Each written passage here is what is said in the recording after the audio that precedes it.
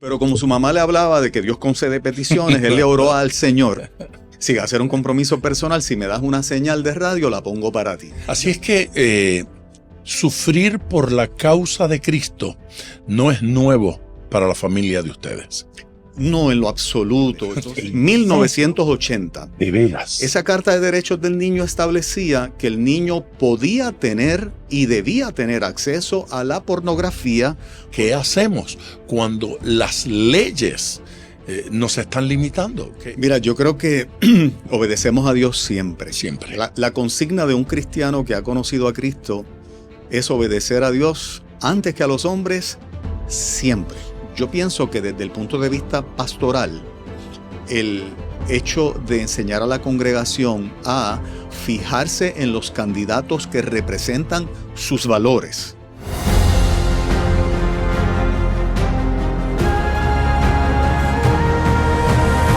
Bienvenidos a Escuela de Pescadores.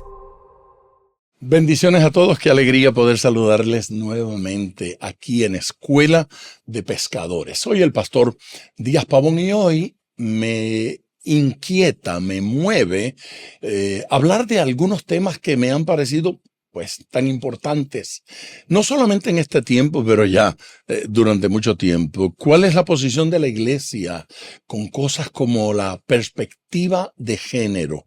¿Y qué puede pasar si hablamos de eso? ¿Qué sucede cuando un pastor o un creyente cualquiera en la universidad, en la escuela o en el barrio se le ocurre decir yo estoy en contra del aborto o yo estoy en contra del matrimonio entre personas del mismo sexo?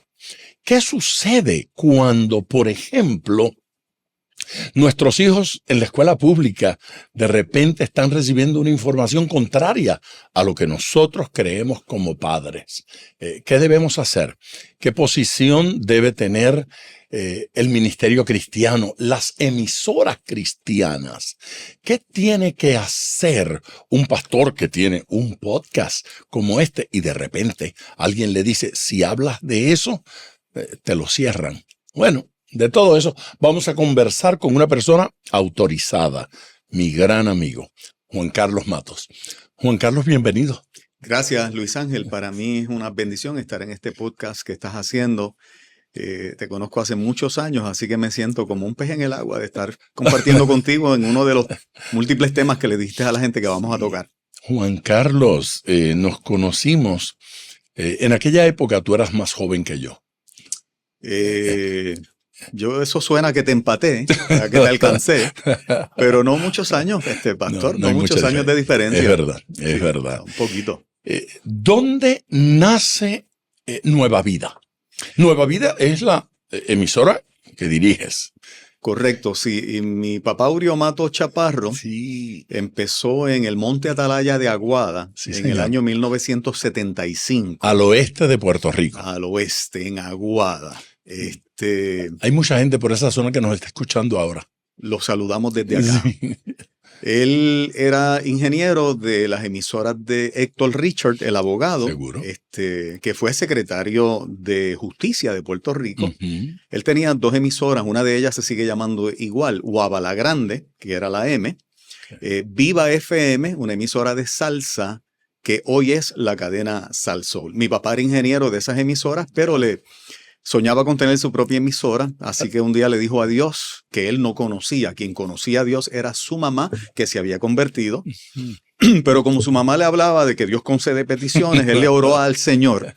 Si va a hacer un compromiso personal, si me das una señal de radio, la pongo para ti. ¿Ya ustedes habían nacido? Sí, yo nací en el 67, en el 75 ya yo tenía 8 añitos. 8 años. Sí, por ahí. ¿Y mamá ya era convertida? Sí, se convirtieron juntos en una campaña del evangelista Gille Ávila. Gille Ávila. Sí, wow. En el año 74, allí en Camuy. Tremendo. Ellos fueron a Camuy a convertirse. Correcto. A la campaña de Gille. A la campaña de Gille. En esos años eso era muy común. Era muy común la campaña y era muy común que la gente se trasladara. Sí. Entonces él le pidió al Señor una señal y le prometió dedicársela a él, aunque él todavía no era cristiano. Correcto. ¿Y qué pasó?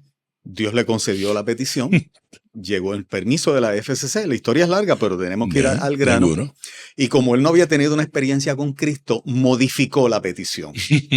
Así que nace Radio Sensación, una emisora secular durante todo el día, y a las 7 de la noche había un bloque cristiano. De veras. De 7 a 9 de la noche había un bloque de música cristiana. Así que su corazoncito que no conocía al Señor renegoció esa parte. Hizo la parte secular que se llamaba Radio Sensación. Fue un palo, pegó. En aquel momento era que las FM estaban despertando. Salieron de la música clásica, que la mayoría de las FM en Puerto Rico lo que tenían era música instrumental, a formatos de los que duran hasta hoy, ¿verdad? Claro, así que la mayoría de la gente se enojaría con una persona que le hace una promesa de una emisora, un 100%, y de pronto lo que le dedica es un pedacito. Pero parece que Dios no se enojó. no. Parece que no. No. Es que Dios sabe bendecirnos cuando somos de Él al 100%. Pero Dios tiene algunos que le sirven al 60% y otros que le sirven al 30%. Entonces Dios puede bendecir a alguien que le sirve hoy al 30%.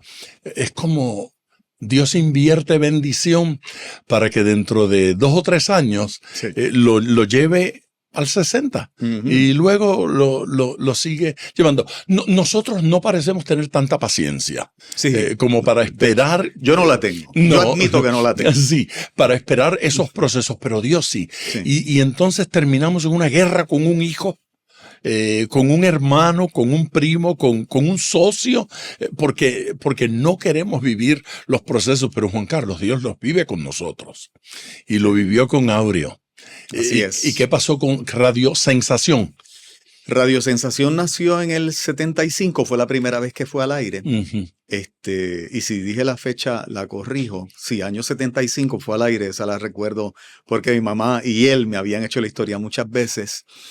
Duró 2 años porque al segundo año es que él visita esa campaña de Gilla en el Ok. año 1977, 2 años después. Muy bien. Ahí se convierten ambos, tanto mi mamá como mi papá. Entonces es lo contrario, porque la conversión fue genuina al día siguiente. O sea, la conversión es por la noche y al día siguiente por la mañana, su mamá, Irene Chaparro, tenía como 10, 12 long planes, los discos Sí, grandes. los discos grandes, los de acetato. Correcto. Sí, sí. Estaba Débora Velázquez, por supuesto. Claro. Priscila Montañez. Era necesario que estuvieran ambas. Manuel Bonilla. Sí, clásicos. Manuel Román creo que ya estaba por ahí con Sí. toda Manuel esa grabó música. el primer disco en el 72, por ahí 73. Así Pues, que ya estaba. Pues fíjate que Está. sí. Y de repente le dice al locutor por la mañana cuando llega, esta es la música que nosotros vamos a sonar. Y le puso los discos aquí. Entonces, pues todo el mundo se empezó a regar la voz. Aureo Mato se volvió loco. Claro. Se puso religioso y sacó toda la música, ¿verdad? Popular, secular en el vocabulario de nosotros. Sí. Y pues los auspiciadores empezaron a irse a cancelar. Sácame el anuncio de ahí. De verdad. Sácame el anuncio de ahí. Así fue. No estaban dispuestos a anunciarse en una emisora religiosa que ponía No. ese tipo de música. Radio Sensación estaba pegada, pero Radio Fe, que fue la que llegó, porque las siglas de la emisora eran WRFE, Radio Fe, de ahí es que sale el nombre Radio Fe. ¿De Ya él había veras? pedido las siglas comprometiéndose con que iba a ser cristiano. Así que era Radio Sensación, pero las siglas eran WRFE. Así que yo creo que Dios estaba riéndose de él un rato. Hasta que dijo, pues no hay marcha atrás. Empezó la programación cristiana. Los locutores empezaron a irse hacia otras emisoras. Terminó él haciendo el turno de 6 de la mañana a 6 de la tarde. Wow. Y mi hermano, que estaba en la escuela con 11 o 12 años, los relevaba de 6 de la tarde a 10 de la noche. Y a las 10 de la noche, sign off, la emisora se apagaba. Se apagaba. Era Hasta así. el otro día a las 6 de la mañana. Al nuevamente. otro día, el viejo otra vez a las 6 hasta las 6 de la tarde. Así es que sufrir por la causa de Cristo no es nuevo para la familia de ustedes. No, en lo absoluto. Entonces yo creo que yo me llevé la ventaja de ser el menor de los 3. Mi hermana es la mayor. Aureo Jr. Aureo. y yo. Yo siempre he sido como que medio esponja y siempre observo todo, y yo estaba viendo ese ambiente. Yo recuerdo un día que yo llegué de la escuela y no teníamos luz en la casa. Y en aquel tiempo eran los tiempos de gloria de la Autoridad de Energía Eléctrica, o sea que no había problemas de energía en Puerto Rico. Fue que nos cortaron la luz porque no había El vecino sí dinerito para pagar la luz. Wow. Pero la emisora estaba, Sí. pero no había dinero para pagar el bill de la luz. Se pagaba el bill de la luz de la emisora. De los ingresos de la emisora. Si algo se quedaba lo mío. Se quedaba la casa. lo personal. Sí. Eso se llama compromiso. Sí. Eso se llama profundo compromiso. Uh-huh. Yo sé que podemos quedarnos ahí hablando de Radio Fe y de lo que sucedió en esos años, pero hoy no se llama Radio Fe y hoy ya no está en Mayagüez.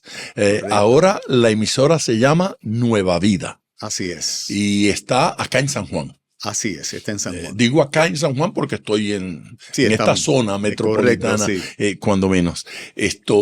Cuéntame un poquito, dime cómo surge Nueva Vida, ¿por qué te ubicas acá? ¿Por qué decides cambiar de lugar, de frecuencia, de nombre, todo esto?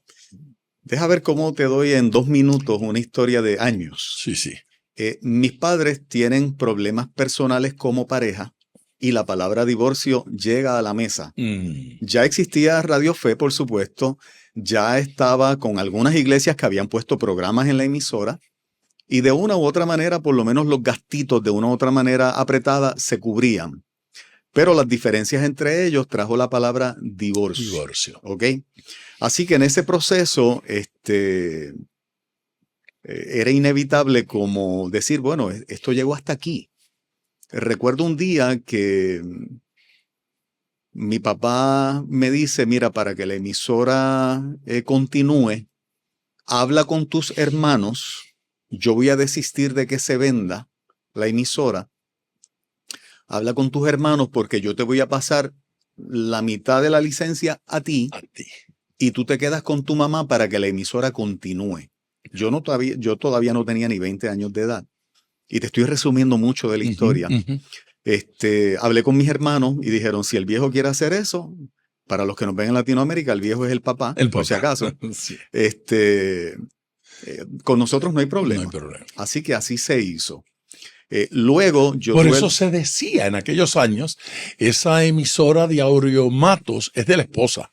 Correcto. Porque realmente eran ustedes los que le estaban manejando. Sí, ella la que estaba administrando la emisora. Sí. Yo seguía siendo locutor, haciendo mi turno y desarrollándome poco a poco. Y como ella es una buena administradora, pues le llevó a la emisora a estar un poco más estable todavía, pero las cosas del mundo empezaron a llamarme la atención y yo quería irme para Cosmos 94, que era la emisora secular del oeste que más pega estaba. Tú querías irte a trabajar allá. Correcto. Y dejar la emisora cristiana correcto. En manos de mamá y a quien ella trajera. Así fue. ¿Qué hizo Dios? Así fue. Me cogieron en Cosmos, me fui a trabajar para Cosmos, yo tenía 17 años. Y pues empecé a aprender muchas cositas de cómo se hace radio un poco más comercial, técnicas de programación, etcétera. Sí, yo creo que Dios te matriculó. Yo creo que sí, mirando para atrás, yo creo que sí, Luis. Pues allí estaba Rechado, Frankie J, 2 de las parejas de radio que más éxito han tenido en este país. Estaba Funky Joe en ese tiempo todavía. Wow, sí. Habían muchos nombres que todavía, ¿verdad? Están por ahí activos en la radio. No y te sirven de escuela. Aparte de que tú eres el menor y como que te coachean, como que te ven, tú sabes, te dan pamper y te tratan bien, por lo menos ese fue mi caso. Lo interesante es que precisamente 2 años después, cuando yo tenía 19, me reconcilio con el Señor un Viernes Santo que mi cuñado me invita para la iglesia. Wow. ¿Qué iglesia fue? Catacumba. La iglesia Catacumba, claro, de Mayagüez. De Mayagüez. Sí. Había un predicador allí. Estoy tratando de recordar el nombre. Yo sé que tú lo conoces. Siempre tengo el nombre a flor de piel y se me está escapando. Un pico de oro, así como Luis Ángel Díaz predicando. ¿De dónde era? De acá de Bayamón. De Bayamón. Deja ver si lo recuerdo. Yo sé que ese día el trato de Dios conmigo Gracias por lo de pico de oro. El trato de Dios conmigo fue que subiendo, era un segundo piso y subiendo las escaleras, ya el Espíritu Santo me estaba aplastando, por no decir abrazando. Sí. Y yo estaba llorando, pero esmelenado. Era Te estaban predicando por dentro. Sí. Estaban cantando una canción que dice: Jehová está en medio de ti, poderoso. Él salvará, se gozará sobre ti con alegría, callará de amor, se regocijará sobre ti con cánticos. Yo me acuerdo como ahora. Sí, es un pasaje de uno de los profetas de la Biblia. Eso yo estaba convertido con esa canción, aunque la predicación tuvo que ocurrir, yo fui el primero que pasé ese día. Así que me reconcilio, cuento largo corto, regreso a Radio Fe. Okay. Ya mi hermano se había ido, estaba mi mamá solamente con los empleados bregando, y ahí se acentúa el proceso del divorcio de ellos. De repente mi mamá se deprime a lo sumo y no llegaba a la emisora. Literalmente no llegaba. Oh, pobrecita, sí. Y de repente, sin nadie ponerme, porque ella nunca me dijo: tú estás a cargo. Pues tú eres el hijo de los dueños y pues, estás a cargo. Sí. Empiezas a tomar decisiones. Esos fueron los pininos de lo que hoy es el programa En Ruta, lo que yo empecé a hacer allí. Invité al pastor Rey Matos a hacer un segmento para la familia. Desde entonces. Y por ahí, pues la historia es larga. Le cambié el nombre de Radio Fe a Nueva Vida, porque el eslogan era el sonido de la nueva vida. Yo lo encontraba largo. El sonido de la nueva vida era muy largo, así que Nueva Vida, déjalo ahí. Y pues, ahí nace Nueva Vida. Así que lo de Nueva Vida nace allá en Mayagüez. Correcto. Ok. Sí, y luego te trasladas acá. Sí, después entré a ir a Fajardo con una emisora que fue la primera que Dios me dio. Otra historia larguísima para eso, pero fue la próxima que Dios me dio. Porque entonces mi mamá, en la parte de la sociedad que teníamos, ella insistía en no continuar en radio y quería vender para quitarse por completo. Sí. Y yo no tenía el dinero para comprar la parte de ella. Así que esos fueron unos 2 añitos, año y medio. El proceso. De proceso, donde se intentó vender a otro ministerio cristiano, aquí en Puerto Rico. Y finalmente, pues Dios, la vendimos. Se metió, como dice uno, y provocó que yo me quedara para luego, en el proceso, apareciera los dueños de Fidelity buscando una cadena para el oeste. Nos salen a comprar el 105.5, que era la frecuencia allá. Yo le digo: esta emisora tiene un valor sentimental para nosotros que no hay dinero que la pague, pero si tú nos consigues una emisora en San Juan, yo te la cambio esta por aquella. Wow. Al principio me dijeron: pues tú estás loco porque estás comparando el mercado de Mayagüez con el de San Juan y no hay manera. Y yo le dije: pues de la única manera. A los 2 meses me llamaron para decir: mira, hay una frecuencia de unos amigos que está a la venta. WPRQ 97.7, te vamos a conectar con ellos, ve, negocia con ellos, y te compramos la de Mayagüez y tú le compras la de San Juan. Juan Carlos, mi trabajo como predicador itinerante, como evangelista, me lleva a muchos lugares. Yo llego a tantas emisoras cristianas y a menudo, cuando escucho lo que están diciendo o lo que están haciendo o algunas frases, digo: yo sé dónde se originó eso. Así que hay mucha gente en distintos países que están escuchando, monitoreando de alguna forma a Nueva Vida. Nueva Vida trasciende a Puerto Rico. Influencia la forma en que se hace radio cristiana en distintos lugares. ¿En qué momento de tu vida, en qué momento de este proceso, tú sientes que tienen que involucrarse en temas que tal vez trascienden a lo que se había hecho hasta el momento. No estoy diciendo que no hubo cristianos que lo hicieran antes, pero cuando menos no era lo que se escuchaba comúnmente en la radio cristiana. Y ustedes particularmente entran en unos temas de naturaleza social, Sí. por llamarlos de alguna forma. Porque todas las leyes son espirituales y todos los temas sociales son espirituales y tienen implicaciones espirituales. Pero no estaba la gente peleando contra el aborto, no estaba peleándose contra la ideología de género, y da la impresión de que en algún momento algo sucedió en la vida de Juan Carlos Matos y comenzamos a escucharlo. No que no lo hiciera antes, pero de forma más decidida y de forma frontal, sabiendo uno que eso podía traer pues consecuencias negativas. ¿Qué te hizo entrar a esos temas? Década de 1980, Bill Clinton es el presidente de Estados Unidos. Su esposa Hillary, como primera dama, trae lo que ella llamó la Carta de Derechos del Niño. Década de los 80.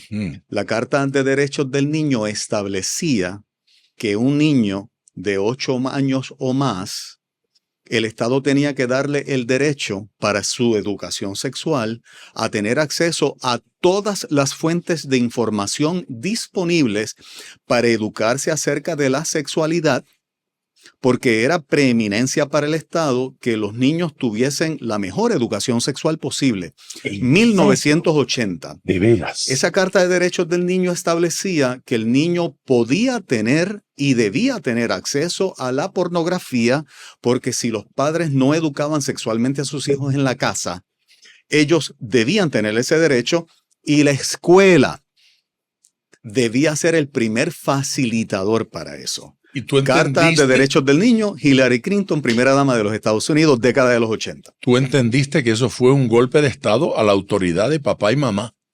Pero absolutamente aparte de ver el potencial de daño en una generación de niños que a futuro iba a ser devastador. ¿Cuán comprometida tiene que estar la mente de un político, en este caso de los Clinton, Sí. con esa visión, como para proponer una cosa tan ridícula, absurda y, si se quiere, demoníaca como esa? Porque ¿desde cuándo una criaturita de 8 años? Yo puedo recordar con bastante claridad cuando yo tenía 8 años. Yo puedo recordar cuando mis hijos tenían 8 años, y ahora tengo nietos que ya tienen 8 años o más. A mí no se me ocurriría. Sería más, sería menos irresponsable poner un arma de fuego en las manos de ese niño. Así es. Un niño de 8 años decidiendo sobre su sexualidad está condenado a cometer errores. No es que tal vez los cometa. Es que está condenado a cometer errores. Alguien tiene que odiar algo. Sí. O está odiándose a sí mismo, o está odiando la santidad, o está odiando a Dios, o está odiando la verdad. Pero es imposible que a alguien se le ocurra. ¿Por qué siempre esta gente pone nombres tan bonitos? Porque Carta de Derecho del niño. Eso es hermoso. Yo iba a votar por ella. Correcto. Porque es bonito. Correcto. Nadie tiene una clínica que diga abortorio. Aquí asesinamos niños en el vientre de su madre. No, Le Femme Clinique, una cosa así muy sofisticada. Bueno, yo no sé si eso existe, pero se llaman así. Sí. Tienen unos nombres bonitos. Sí. Chic, caché, finos, suenan intelectuales, suenan inteligentes. Sí, suenan inteligentes. Sí. Porque son inteligentes para la maldad, para vender el concepto. Entonces, cuando uno se opone, parece que uno es tonto, porque nos estamos oponiendo a algo inteligente. ¿Por qué decidiste hacer el papel de tonto en la radio? ¿Por qué decidiste ir contra estas cosas públicamente cuando sabemos que traen consecuencias.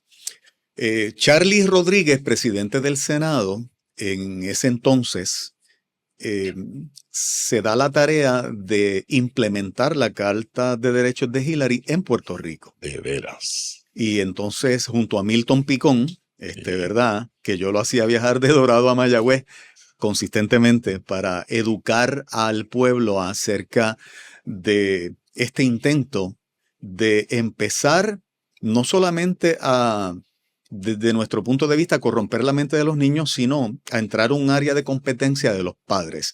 Fíjate que esto que hoy nosotros hablamos, que le quieren quitar el derecho a los padres, empezó en los 80. Tal vez empezó antes, yo estoy consciente desde los 80, desde Hillary para acá. Así que cuando tú te crías viendo el intento de cómo ciertas mentes y ciertos pensadores utilizan la plataforma política para regar su visión de vida, le pones especial atención a qué pasa en el ambiente político. La iglesia está acostumbrada a los partidos tradicionales. Los partidos tradicionales nunca se habían metido ni con la familia, ni con los padres, ni con la iglesia.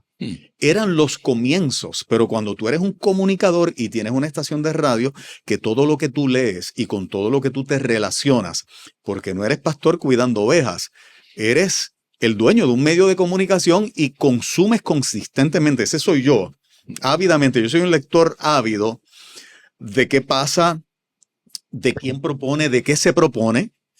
Pues tienes una mente fresca de por aquí viene algo. Desarrollas eso que tú llamas esa sensibilidad. Esa sensibilidad, claro. Que al principio la gente puede decir, este está exagerando, como me han dicho 1000 veces. Claro. Este está realmente ya teórico de conspiración, como nos han señalado muchas veces. Sí. Pero el que vive la vida cotidianamente, que es la mayoría, y yo no los culpo, de salir a trabajar para ganarte tu salario, para llevar dinerito a tu casa, para comprar comida, para pagar la luz, para pagar el teléfono, para la matrícula de los nenes, no tiene tiempo para buscar ese tipo de información, no lo tiene. Depende de la información que los medios le dan. That's it. Sí, es Pero verdad. cuando tú estás dentro, tú dices, esto aquí está raro. Así que de ahí es que va desarrollándose esta intuición de que aquí hay gatito encerrado y particularmente siempre usando la plataforma política para hacerlo. En aquellos años se destacaba en Estados Unidos Jerry Falwell con el famoso movimiento, ¿cómo lo llamaba? Moral Majority. Sí. Él decía, somos una mayoría moral, pero los inmorales hablan más fuerte que nosotros. Correcto.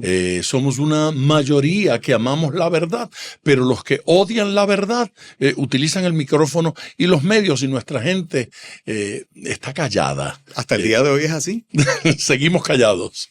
La mayoría, si analizamos la mayoría y la mayoría del liderato influyente, para mí es así todavía. Desde el punto de vista económico, cuando comenzaste a hablar de estas cosas, ¿calculaste el costo financiero que iba a tener? Sí lo calculé. ¿Sabías que ibas a perder? ¿Sabías que existía cuando menos la posibilidad de que gente dijera, allí no mando más una ofrenda? O allí no voy a pautar un anuncio. Súper consciente de eso. Sí. Sí, bien consciente. El Ministerio de las Catacumbas, una de las cosas buenas que hacía es que parte de su discipulado era prepararte para ser un futuro mártir de Cristo. Muy bien. En el Ministerio Cristiano de las Catacumbas, cuando tú pasabas por el programa de discipulado, te enseñaban desde el día 1. ¿Qué ibas a sufrir? Sí. Puede que Dios ponga sus ojos sobre ti, su gracia, para promoverte. Pero si algún día tienes éxito, sigue siendo el perdido sin esperanza si Cristo no te hubiese alcanzado, que eres desde el día 1 que llegaste. Todo se lo debes a Él. La gloria ni pizca de ella es tuya, es de Él. Así que nunca te olvides de quien te llamó y de quien te promovió. Eso es algo que se te mete en el hueso. Qué bueno. Y que si en algún momento a Cristo le da la gana de promoverte y ponerte en un punto donde tú tengas que ser mártir, considérate privilegiado. para ser mártir de la causa de Jesucristo. Yo soy del tipo de discípulo que todo me lo creo. Me pongo el sombrero y tú sabes, Indiana Jones, dispárame, ¿sabes? Dispárame.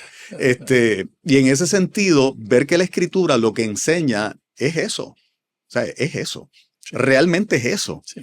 Ok, no voy a negar a Cristo, lo voy a dar todo por Él. Él me lo ha dado todo.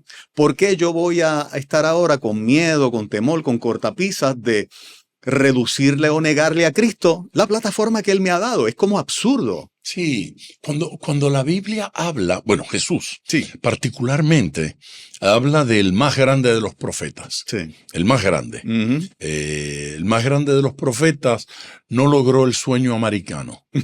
No fue de vacaciones una vez al año. Sí. No pudo comprarse un carro de lujo. No. Se murió joven, lo asesinaron Sí. vilmente. No se casó, no Ajá. tuvo hijos, no escribió un libro ni sembró un árbol. Exacto. La gente dice que esas son las cosas que uno debe hacer para sentirse más o menos realizado. En ese sentido, Sí.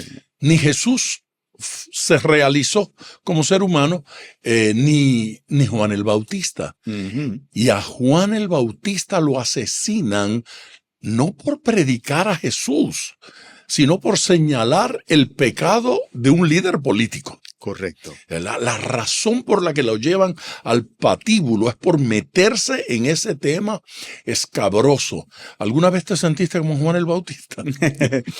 No me he sentido como Juan el Bautista porque creo que No te todavía han puesto la él no podía guillotina, amarrar las sandalias de Cristo, yo tampoco las de Juan. Pero Pero sabías yo creo que Nueva Juan- Vida le estaba costando. es que yo El pienso ataque. que Juan, y tal vez en esto estés de acuerdo conmigo, yo pienso que Juan se metió en ese tema porque sabía que si el rey podía tener una concubina y que fuese la esposa de su hermano, ¿cierto? Así Eso que era.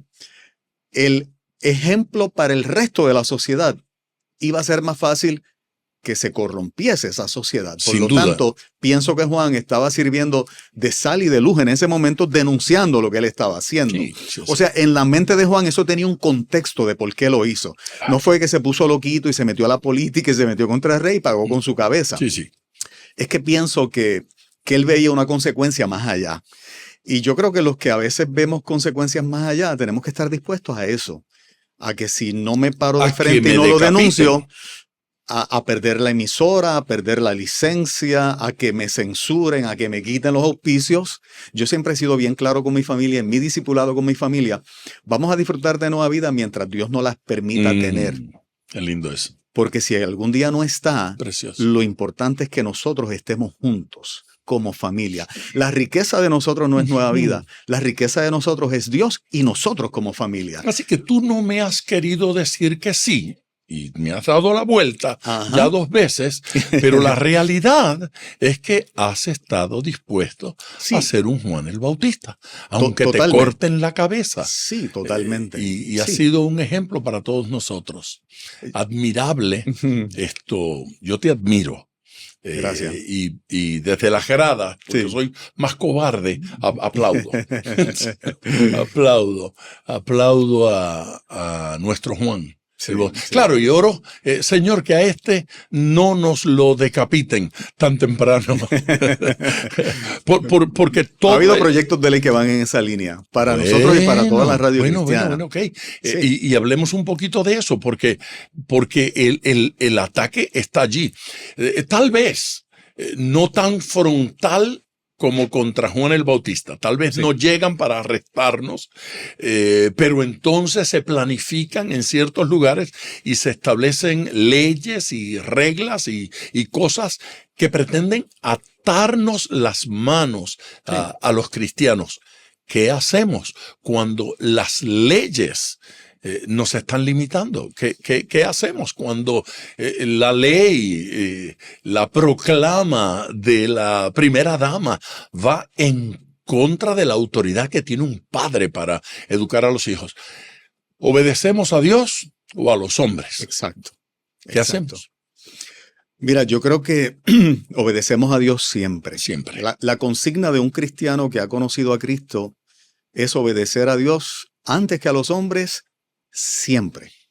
El hoy candidato a la comisaría residente por el Partido Nuevo Progresista, William Villafañe, como senador tiene un proyecto de ley que es el proyecto 103. Yo le he hablado muchas veces a mis oyentes de ese proyecto. Fíjate qué sutil cómo se utiliza la plataforma política para neutralizar el mensaje contrario. Como las licencias de radio nos las otorga FCC en Washington y es un privilegio federal, a nivel local se puede legislar. ¿Cuál fue la legislación propuesta que nunca corrió? Presumo que por el costo electoral, y lo analizaron. El proyecto 103 de William Villafañe establece, mediante ley, el que el gobierno tenga una política pública de inclusión, pero también la empresa privada. No solamente el gobierno, aplica a la empresa privada. Esa política pública de inclusión para la empresa privada implica tener en los reglamentos de tu compañía, en el manual de empleados de tu compañía, todo lo que es afín a ser inclusivo con todos los postulados de la comunidad LGBTQ+. Por lo tanto, si eso se hubiese convertido en ley, Nueva Vida, que yo soy una corporación con fines de lucro comercial, tenía que establecer una política pública como empresa privada de inclusividad. ¿Cómo se traduce eso en un medio de comunicación cristiano? Se traduce que nosotros necesitamos una silla aquí, si este fuera el estudio de la emisora, para que un miembro de la comunidad LGBTQ+ participe junto a nosotros vis a vis en las discusiones de los temas. Y eso implica que si ellos tienen una emisora, tienen que tener una silla para mí. Yo en los programas de ellos, de los homosexuales, LB y todas esas letras, ellos tendrían que tener una silla para que un pastor como yo esté sentado allí contradiciéndolos todo el tiempo. No. Porque yo no soy homosexual, yo no tengo derecho. No, la ley, por lo menos en el proyecto no se contemplaba que tú estuvieses con una silla vis a vis si el medio hubiese sido de la comunidad. Pero uno de ellos sí estaría acá. Correcto. Ok, pero entonces eso significa que para tener todos los derechos como un pleno ciudadano, entonces tengo que irme a ser parte de ese grupo, porque si soy cristiano no tengo todos los derechos. No los tienes. Ok, no Villafañe se llama ese señor. William Villafañe se llama. Él se arrepintió, se dio cuenta que lo que estaba haciendo era diabólico, se arrepintió y se retractó, o simplemente pensó, esto me cuesta mucho en votos, no lo voy a poder pasar ahora. Porque si es así, entonces eso significa que pudiese estar archivado eso para el futuro, cuando tenga más fuerza. Entonces lo lanzo. Así es que está el proyecto, ¿verdad? Que aquí a nivel local le llaman engavetado el proyecto. Engavetado, sí. Ese proyecto establecía que si yo me negaba a establecer esa política pública, entonces, por ejemplo, la patente municipal, que es un requisito de nuestra ley local, que nos da el municipio donde operamos, en este caso el municipio de San Juan, no me podía renovar la patente. Si yo no tengo una patente renovada, yo estoy operando ilegalmente. Correcto. La licencia de la FCC está intacta, pero el permiso local para operar, porque ahora bajo la ley de Puerto Rico necesitas un permiso de salud y necesitas un permiso de bomberos para que entonces el municipio te dé la patente. Eso quedaría en hold hasta que no tengas la política, no te damos. Por lo tanto, estarías operando ilegalmente. Wow. Hasta ahí llegaste. O sea, o te sometes a la ley para que operes legalmente, o te niegas y sufres las consecuencias, como está pasando en Canadá todos los días de la vida. Es verdad. Nos están viendo en tantas partes del mundo en este momento, y supongo que en cada país hay sus versiones de estas cosas. ¿Ha sufrido Nueva Vida las críticas? Críticas muchas. Últimamente es que han ido como en crecimiento. Ha habido grupos e individuos que han ido levantando un poquito la vara de la crítica, pero particularmente a mí la crítica no me afecta. Lo que es inmoral, poco inteligente es la tergiversación. Tergiversación es cuando yo digo, Luis Ángel Díaz dijo tal cosa cuando no lo dijo. Ujú. ¿Ok? ¿Están haciendo eso contra ti? ¿Están diciendo que dijiste más de lo que dijiste? Correcto, sí, Ok, correcto. ok. Donde dice Diego, dijo ciego. Correcto, Y donde correcto. dice ciego, dije niego. Ujú. Se Así es, parece, así pero no es, es la misma cosa. así es. ¿Estás sufriendo esos ataques?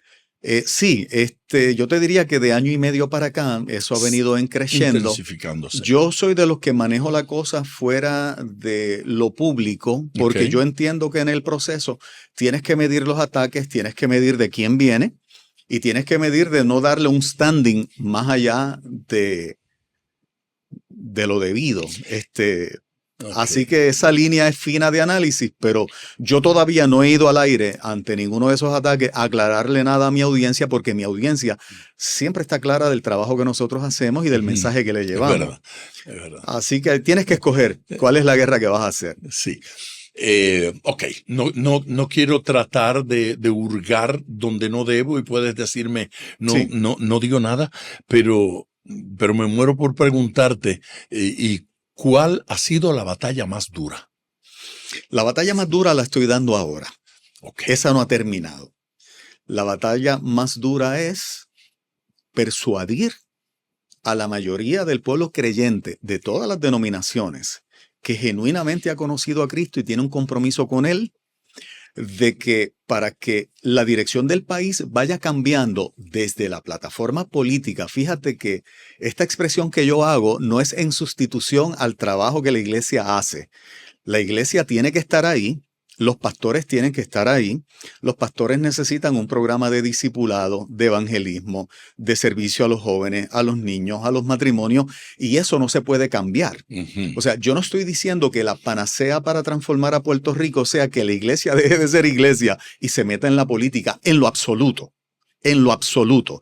La iglesia tiene que seguir siendo iglesia, los pastores tienen que seguir yendo a seminarios bíblicos para prepararse en la palabra, tienen que seguir cogiendo todo tipo de entrenamiento para consejería, etcétera. La iglesia tiene que seguir enfatizando en las campañas de ayuno y oración, en las vigilias, Ok. en meterte con Dios y en la Biblia. Pero ¿por qué a veces me siento sí, que me están empujando y que quieren que yo desde el púlpito haga declaraciones no. políticas, que quieren que yo en mi campaña evangelística reparta folletería de partidos? ¿Por qué me siento que sí me quieren obligar? Es decir, una persona tan comprometida como tú, a quien yo cuando te escucho tengo ganas de invitarte a mi iglesia a ministrar y a predicar. Pero a veces digo, ok, ¿están dispuestos a aceptar que el compromiso de los otros creyentes no siempre está al mismo nivel? Uh-huh. Cuando Dios me mandó a abrir un hogar para niños huérfanos, Uh-huh. en algún momento creí que todas las iglesias debían abrir hogares para niños huérfanos. Uh-huh. Y me parece... tuvimos un programa, un podcast, hace algún tiempo, con una persona que trabaja en Hogares Crea. Yo creo que lo conoces bien. Sí. El doctor Israel Figueroa. Interesante que mientras yo lo escuchaba, tenía ganas de fundar un Hogar Crea allá en Miami, donde vivo, y en todas partes, porque lo dijo con tal pasión que me hizo sentir que la necesidad más grande que había en el mundo entero era ayudar a los adictos a drogas. Pero mientras él tiene esa pasión, allá voy con otro que tiene otra pasión. Yo conocí personalmente a Jerry Falwell. Uh-huh. Y si no me cuido, levanto la mano y juro bandera y salgo. Yo apoyé lo que ese hombre de Dios hizo. En estos días tengo en mi iglesia predicando al doctor César Vázquez, sí. de Proyecto Dignidad, el fundador. El fundador. Ese hombre es precioso, sí. Lleno de Dios. Si me habla de política, me recluta, me hace entrar con él. Pero ocasionalmente, uh-huh, conversando con alguien, siento que me empujan.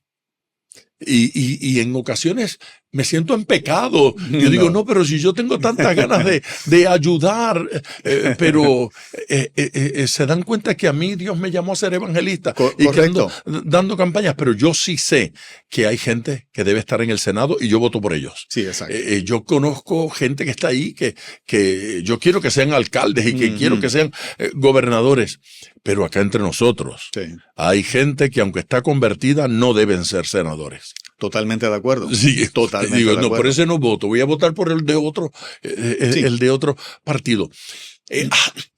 ¿Cuán conscientes estamos de esa realidad?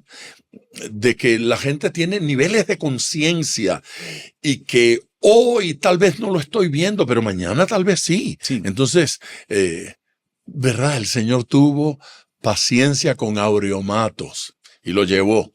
Sí. Poco a poco. Cuando me empujan, se me quitan las ganas de caminar. Sí, te comprendo perfectamente bien. Te comprendo perfectamente bien y tal vez parte de lo joven que es este movimiento de ser influyentes en la política es cometer esos errores de los cuales tú estás describiendo muy bien, donde algunos pueden hacer sentir mal a los demás con que específicamente tienen que promover con nombre y apellido partido político y o candidatos. Yo pienso que desde el punto de vista pastoral, el hecho de enseñar a la congregación a fijarse en los candidatos que representan sus valores, en aquellos candidatos que representan un estilo y una visión de vida consona con lo que la iglesia les enseña, es suficiente. Me gusta eso. Es suficiente para que ese miembro de esa iglesia, y no has mencionado todavía el nombre del político alguno ni de partido alguno, entiende, porque yo soy de los que creo que el pueblo es bien inteligente y se da cuenta. No siempre. No siempre. A veces son ingenuos, es decir, las multitudes son ingenuas, Juan Carlos. Pero si yo te digo ahora, apriétate la nariz, no te la aprietas. Pero párate frente a 10,000 personas y ahí se para un bobolón y le dice al pueblo, todo el mundo conmigo, apriétese la nariz, y de los 10,000, 9,000 se la aprietan. Pero esos no son iglesia. Te estaba hablando de la iglesia. Eso pasa. ¿No has oído un predicador alocado mandar a la gente a hacer tonterías y la gente las hace? Precisamente por eso, porque la gente está ávida de aprender y que las dirijas. Entonces, si los pastores, vamos a decir, conscientes, entrenados, le dicen al pueblo, yo creo que esta es la dirección, así como se aprietan la nariz, así como se quitan un zapato y lo lanzan. Aprenden lo bueno que les enseñes. Sí, claro que yo creo eso. A eso es lo que me refiero. Pero cuando yo digo, sí, tú tienes razón, son inteligentes, pero a veces somos muy ingenuos para ciertas cosas. Yo no dije bruto. No, exacto. Yo dije ingenuos. O sea, somos ingenuos. Y aparecen unos, Juan Carlos, ya tú sabes a lo que yo me dedico, ¿verdad? Sí. Yo estaba en un país comiendo con un hermano que me dijo que Dios lo guió a crear un partido político. Pero en esos días yo había estado en una campaña predicando con otro pastor que sentía también crear un partido político. Y yo les dije, ¿y por qué no conversan? No, la visión de aquel no me gusta. Y crearon en el mismo país 2 partidos políticos que básicamente proponían lo mismo. Entonces, cuando yo veo eso, yo digo, bueno, seremos todo lo inteligente que tú quieras, pero ingenuos para caer en eso de que los hijos de las tinieblas son más sagaces. Lo son. Todavía siguen siendo más sagaces. Claro. Entonces nos falta, aunque tengamos inteligencia, yo no te estoy contradiciendo, nos falta sagacidad para decir, señores, sentémonos, negociemos un poco, porque Dios tiene gente por ahí, moviéndose en todas partes. Acordemos, lleguemos a alianzas. Yo conozco buenos hermanos en distintos partidos. Y yo sé que tú también. Sí. Buenos creyentes que están allí. Hagamos alianzas. Seamos sagaces. No nos convirtamos en enemigos. ¿Sabe lo que pasó con aquellos dos partidos, verdad?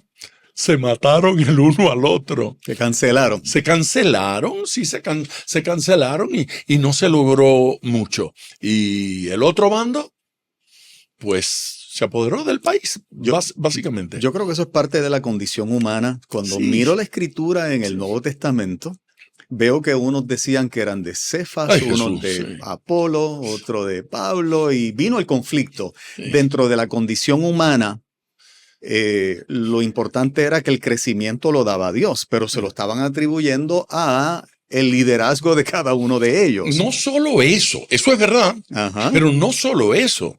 No solo eso. No hay ningún problema en que yo diga que el crecimiento que tengo se debe a que Catacumbas me enseñó, a que aprendí de Juan Carlos Matos. Eso está bien, eso es maravilloso. Hasta que yo comienzo a decir que los demás no sirven y el único bueno es Juan Carlos. Allí es que comienza el gran problema, cuando comenzamos a negar esa otra posibilidad. A ver, aquello de que descubrimos que Dios tiene ovejas que no son de este redil, o todos tienen que ser de mi redil. Yo soy pentecostal, todos tienen que ser. Yo soy bautista, todos tienen que ser. Yo soy. El problema de Corinto no era que admiraran a Pablo o admiraran a Apolos, que era más joven y mejor predicador que Pablo. Todo parece indicar. O que admiraran a Pedro y dijeran, él es el fundador, él fue el primero, él es el más importante. No, ese no era el problema. El problema era que quiero a este y rechazo a aquellos. Eso, el problema de Corintios se llama sectarismo, lo divido en sectas. Esta es mi secta. ¿Cómo lo evito? ¿Cómo evito convertirme con mi idea en otra secta? Y ahora estoy en las mismas. A aquellos no me gustan porque critican mucho y yo los critico. Insultan mucho y yo los insulto. Pelean mucho y yo peleo. ¿Cómo logramos, en medio de esta cosa que se llama política, en medio de todo este movimiento, cómo logro seguir siendo cristiano? Porque yo me siento contigo, te oigo y yo disfruto esto. Pero yo te confieso, Juan Carlos, que yo me siento en otros lugares y siento que salgo con la cara hinchada. Porque digo, tengo la impresión de que dejaron de amarme. Se metieron en esta cosa de todos los partidos. Yo tengo unos hermanos a los cuales les ministro y ellos son de cierto partido, que nada tiene que ver con lo que estamos hablando. Es otra cosa. Pero cuando yo llego allí, todo está matizado del color de ese partido. Y hasta me hacen regalos y todo. con implicaciones. Entonces, digo, da la impresión de que para ellos esa cosa es más importante que ser cristiano. Sí. ¿Me explico? ¿O no me explico? Perfectamente. Okay. Por lo menos te entiendo perfectamente. Yo creo que es parte de los procesos de seguir educando y aprendiendo. Y de crecer. Para que vayamos en la dirección que tú describes de una manera más efectiva. Sí, me gusta. Porque, por ejemplo, cuando la iglesia naciente y los apóstoles se encontraron con los conflictos doctrinales que estaban empezando a levantar roncha, hicieron un concilio, ¿cierto? Sí. Para definir allí qué iba a ser aceptado y qué no iba a ser aceptado. O sea, la parte del conflicto, la parte de las desavenencias, la parte de los choques, volvemos a lo mismo, es natural de lo humano, es parte de nuestra naturaleza. Sí. Y como unos tienen mayor madurez emocional y espiritual que otros, los choques son inevitables. Así es. Fue en el Antiguo Testamento, en el Nuevo Testamento, en la iglesia naciente fue así. Y hasta el día de hoy es así, máxime en un ambiente cuando entramos a la parte política, donde todos somos inexpertos, donde ninguno somos políticos experimentados. Vamos a cometer muchísimos errores, pero a la medida en que este mismo programa y esta dinámica que tú y yo tenemos aquí comience a resonar allá, yo me he cuidado mucho siempre, número uno, de que alguien que no piensa políticamente como yo, pero que es creyente, no me voy a meter en su nivel de vida espiritual y mucho menos en su salvación. Es algo que yo no lo puedo tocar, ni siquiera insinuar. ¿Te parece que esto que estamos haciendo es un ejercicio saludable? perfectamente saludable, porque aquellos que pueden ser más apasionados con que no, tú tienes la obligación de estar en este partido político porque todo el fundamento de este partido político representa nuestra visión de vida. Tienes que dar break a que la gente madure, se siga decepcionando de los partidos en los que siempre han estado, para que entonces lleguen a unas conclusiones que a nivel personal se sientan cómodos. Y no lo podemos obligar. Sí, yo me siento feliz con una persona que piensa que está en el mejor partido. Porque si piensa que ese no es el mejor, que se cambie. Sí. Pero si está allí, que crea. Y lo defienda. Claro, que defienda lo que hace. ¿Recuerdas ese pasaje de Jeremías? 15:19. Sí. Por tanto, así dijo Jehová, si te convirtieres, yo te restauraré, y delante de mí estarás. Y si entresacares lo precioso de lo vil, serás como mi boca. Conviértanse ellos a ti, y tú no te conviertas a ellos. Dime cómo tú interpretas ese pasaje. Mira, no te voy a interpretar el pasaje como está escrito en la Biblia. Okay. Lo vas a hacer tú, que eres el maestro en eso. No. Te voy a decir cómo yo lo interpreto para justificar mi trabajo de comunicador, que es distinto. ¿Qué aplicación yo le doy para justificar mi trabajo de comunicador cristiano? Eso es válido. ¿Ok? Y si no es posible, tú me dices, Juan Carlos, no puedes hacer eso. No, me gusta. Sí. Si ya mismo le voy a decir a la gente, voy a preguntarle por quién van a votar, pónganmelo ahí en los comentarios. Mira, el Señor empieza diciendo en ese texto de la Escritura, si tú te convertiste a mí, o sea, empieza a establecer si tu decisión fue genuina por mí. Sí. Yo te he enseñado, y si tú has aprendido a separar lo vil de lo santo, te vas a convertir, ¿qué dice el verso? Te vas a convertir en mi voz. Eso lo está diciendo Dios. Dios me está diciendo, Juan Carlos, si tú te convertiste genuinamente y aprendiste, porque el Espíritu Santo te iluminó el entendimiento, a reconocer que es vil y que es santo, tú vas a ser mi portavoz. Eso me hace perfectamente sentido con el otro texto de la Escritura que dice que nosotros somos, ¿qué? Embajadores. Y un embajador es un comunicador de un reino más arriba. Me hace perfecto balance. Y me encaja perfectamente. Es verdad, pero hay que entender, Juan Carlos, que allí dice entresacares. Ajá. Y entresacar significa que está mezclado lo precioso y lo vil. Está mezclado. Y entonces, cuando tú entresacas lo precioso, ahí estaba mezclado. Era precioso, pero estaba entre lo vil. Y tú metiste la mano y lo sacaste. De eso que sacaste que es precioso, allí es que vas a ser voz de Dios. De eso. Y solo de eso, de lo que vas sacando. ¿Y eso precioso es una persona o es un mensaje? Eso precioso en este contexto posiblemente es un mensaje, es un valor, es un principio. Pueden ser muchas más cosas. En la medida en que nosotros vamos creciendo y desarrollándonos, vamos sacando cosas preciosas. Así es que eso, dicho de esa manera, parecería que nos da autorización para que ahora que soy la boca de Dios, hable y que todo el mundo me escuche y me obedezca. Pero eso no es lo que dice allí. Lo que dice allí es que en la medida en que voy sacando eso precioso, soy voz de Dios. Cuando lo que me traigo es de lo vil, no soy voz de Dios.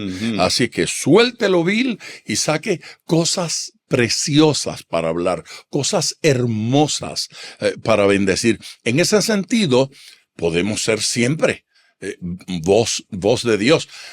Pero eso está poniendo sobre nosotros una responsabilidad de tener el cuidadito de saber que yo no soy el único que está sacando cosas preciosas. Dios le mandó a toda la iglesia, a todo su pueblo, a entresacar lo precioso de lo vil. Deje lo vil, saque. Eso es como el trigo y la cizaña. crecen juntos. Están allí. Entonces ahí, mientras yo estoy predicando, yo sé que hay trigo y hay cizaña. Y tengo que tener cuidado. ¿Por qué? Porque Dios dijo que son los ángeles los que van a separar el trigo de la cizaña. No Luis Ángel.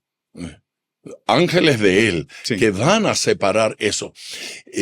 No tenemos derecho ni autoridad para pretender hacer esa separación. Eso es un pasaje precioso y me parece que tú lo utilizas muy bien y que haces buen uso en las comunicaciones de ese pasaje para comunicarlo. Mi insistencia en hacer esa aclaración. Sí, no, muy bien. Solo aportando. Claro, y me obligas a añadir a la aplicación que le doy. Por ejemplo, para mí, cuando alguien viene con un mensaje de que una familia es cualquiera, y yo conozco que el mensaje santo es que la familia papá, mamá es el mensaje de Dios, que yo tenga la entereza para seguir diciendo la familia papá, mamá es la que Dios diseñó y es la que tiene su bendición. Sí, amén. Yo entiendo que cuando alguien viene y me dice, por ejemplo, tu hijo, cuando nace, su sexo biológico no tiene que ver si es hombre o mujer.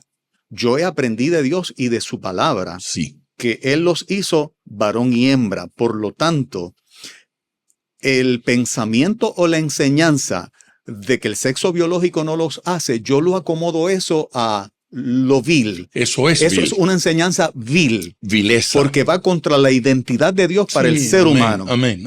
Ok, así que cuando ese mensaje yo lo escucho, yo entonces pongo el mensaje que aprendí y encontré, que es el de Dios, que dice, sí es importante, si Dios te dio un hijo varón, es porque le dio esa identidad y sus planes y propósitos están intrínsecamente atados a esa sexualidad como ser humano, a hombre. Muy bien. A eso es lo que me refiero, ¿me sigues? Esa es la aplicación que comunicador yo le doy. Todo lo que el enemigo... Eso es inmejorable. Nada que yo diga puede aportar algo a eso.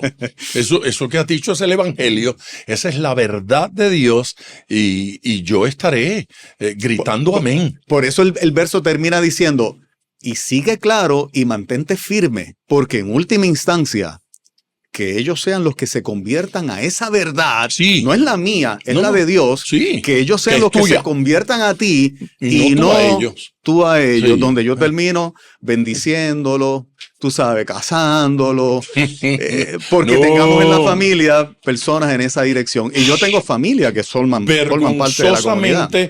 Comprometemos valores. Sí. Juan Carlos, tenerte aquí ha sido edificante. Para mí. Y para mí mucho. Poderosamente. Y yo creo que para todos nuestros hermanos que nos están viendo igualmente, ojalá y usted pueda poner ahí algunos comentarios acerca de lo que hemos estado conversando. Gracias por aceptar mi invitación. Un privilegio. Y esto se va a repetir. Claro que sí. Cuenta conmigo siempre. Bendiciones. Gracias, Bendiciones Luis. a todos.